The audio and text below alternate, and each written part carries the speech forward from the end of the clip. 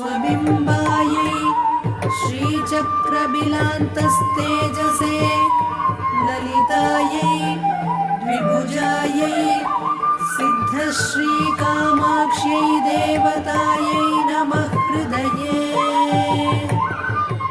मम श्रीललिता कामाक्षी प्रसादसिद्ध्यर्थे अर्चने विनियोगाय नमः।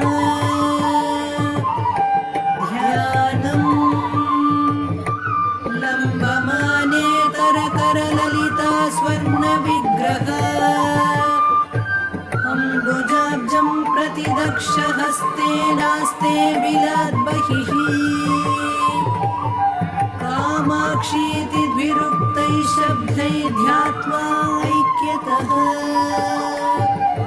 कामाक्षी